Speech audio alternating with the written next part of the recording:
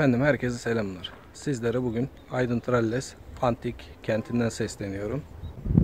Evliya Çelebi'nin ovalarından bal, dağlarından yağ akar dediği Aydın'dayız. Efendim ünlü tarihçilerin babası denilen Herodot'a göre bizim yeryüzünde bildiğimiz en güzel gökyüzünün altı dediği ve en güzel iklimin bulunduğu yer dediği Aydın'dan sesleniyoruz.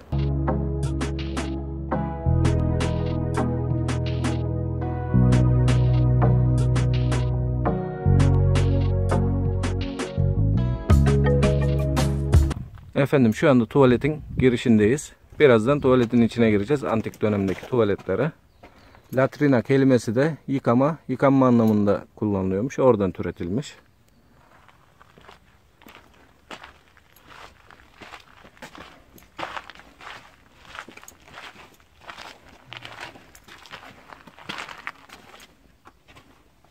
Evet, şurası su kanalı. Bayağı da bir aşağısı derin.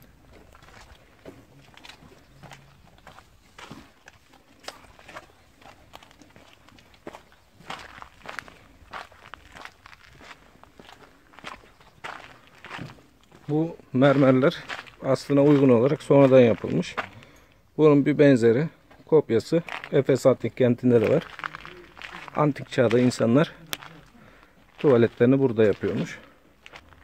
Efendim burası aynı zamanda bir askeri şehirmiş. Bu yapıda insanların, askerlerin hem hareketlerini yaptıkları hem de yıkandıkları hamam bölümü olan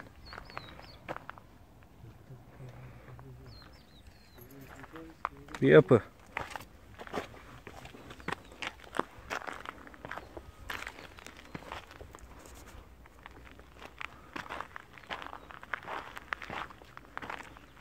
Yani şöyle yukarıdan baktığımız zaman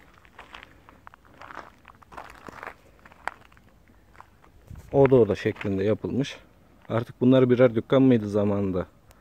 Yoksa yani şimdiki alışveriş merkezlerini o zamanki dönemdeki yapısı mıydı?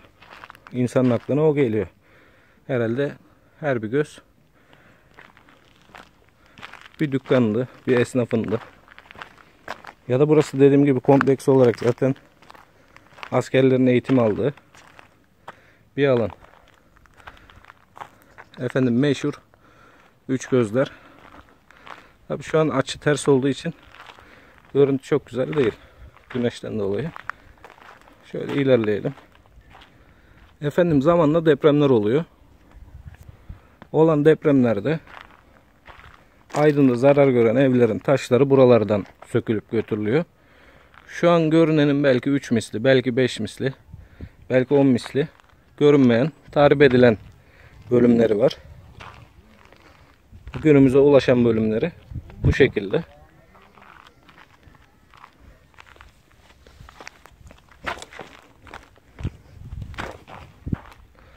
İşte şu taşların öbür yüzünde de muhtemelen dükkanlar var. Zamanın dükkanları.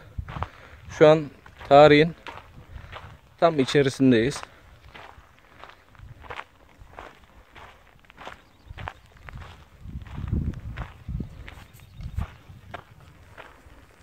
Evet, bir başka dükkan.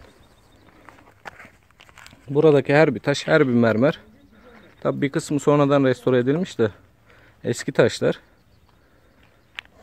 4000 yıl önce kullanılan, milattan önce kullanılan taşlar. Efendim şu anda o odaların birindeyiz. Şuradan da gördüğümüz, anladığımız kadarıyla baca. Şöyle aşağıya doğru da gösterelim. Şu altında sanki ateş oluyor, yanıyor. Dumanı da şuradan, zaten altı da bu şekilde boru şeklinde şuradan çıkıyor. Şu alanda hatta belki ocağın olduğu yer. Belki de burası bir lokanta gibi bir yerdi zamanında. Zamanın lokantasıydı. Diğer gözlere baktığımızda diğerlerinde bu şekilde baca sistemi olan bir yapı yok. Ama bunda var. Efendim zamanında burası, şu an zaten Aydın'ın kuzeyindeyiz. Dağın düzlüğündeyiz. Aydın'ın olduğu yer bize deniz diye anlatıldı.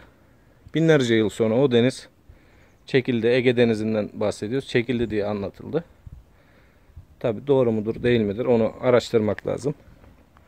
Ama şu anda Tralles Antik Kenti'ndeyiz ve Antik Kent'te bu şekilde. Efendim şu ayakta kalan üç gözler dediğimiz yapının üzerinde küçük küçük odalar var. Birazdan diğer açıdan daha rahat görebileceğiz. Orada askerler nöbet bekliyormuş. Şehrin savunması için. Şu an ayakta kalan bölüm sadece bu. Bu surlar diyelim. Şehrin tamamında varmış. Evet, insanın gelip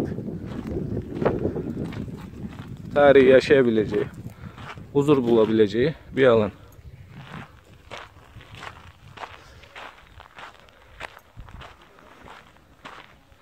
Şurada da yine binlerce yıldır ayakta kalan bir yapı. Zamanının önemli şehirlerinden bir tanesi. Tralles Antik Kenti. Efendim bu kemer de binlerce yıldır ayakta kalan bir kemer. Yine şurada var. O birazcık daha küçükmüş. Bu da surlar yine. Efendim şu yukarısı işte askerlerin nöbet tuttuğu alan.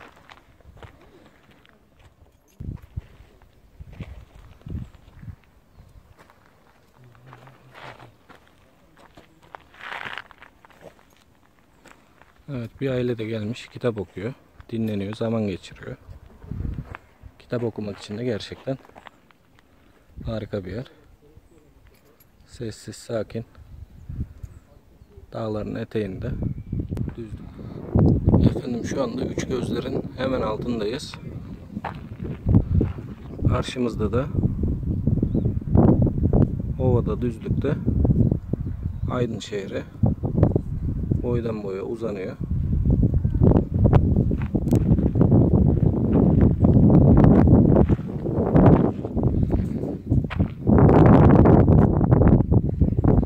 Bu alanların büyük bir bölümü son yıllarda, 90'lı yıllardan sonra ortaya çıkarıldı. Örneğin şu kısımlar, yerin altındaki kısımlar önceleri bilinmiyordu. Daha sonra yapılan araştırmalar sonucunda. Evet, gerçekten çok büyük bir kemer. Yani insanlar o günün şartlarında burayı nasıl yapmışlar? Gerçekten insan seyrederken hayranlıkla seyrediyor. İnsan aklı almıyor.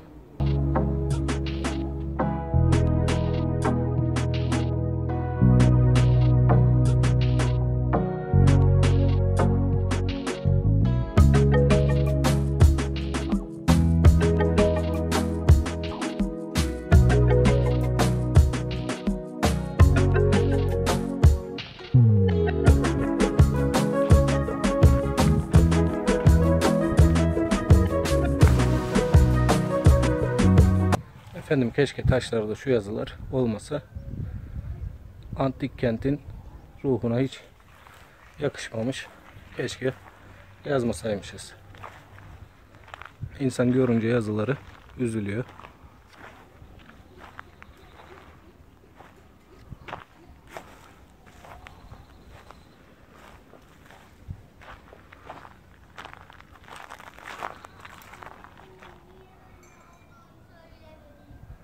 Evet, meşhur üç gözler. Efendim şu an altında insanlar var ve yapının ne kadar büyük olduğu onlarla daha bir net oluyor. Şu an oturuyorlar orada, dinleniyorlar. Onları görünce yapının gerçekten çok yüksek olduğu, çok büyük olduğu ortaya çıkıyor. Dediğim gibi şu yukarıdaki her bir odada da zamanında askerler nöbet tutuyormuş. Düşman geliyor mu, gelmiyor mu diye. Şuralardaki, arkalardaki bölümlerde de dağlar var. Aydın'a kar yağmaz ama kış aylarında bu dağların tepelerinde kar görülür. Hatta şöyle Paşa Yaylası dedikleri yer var. Kar sevenler, soğuk sevenler kışları oraya hafta sonlarında dinlenmeye, tatile giderler. Efendim burası da İmparatorluk Salonu. Sportif oyunların yapıldığı İmparatorluk Salonu burası.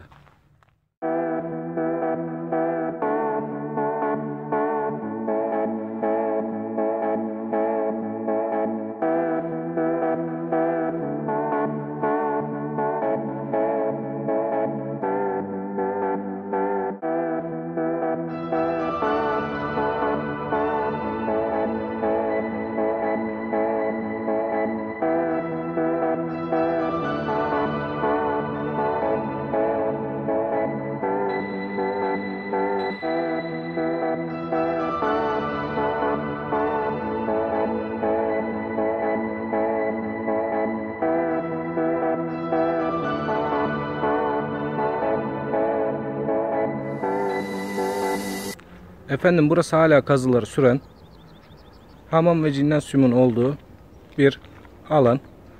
Burada tabi burası döneminin önemli, aynı zamanda askeri merkezlerinden de birisi. Hamamın olması da gayet mantıklı. Askerler eğitimlerini yaptıktan sonra hamamda duşlarını da alıyorlarmış. Zamanının en ileri medeniyetlerinin bulunduğu antik kentlerinden birisi de burası. Tralles Antik Kenti.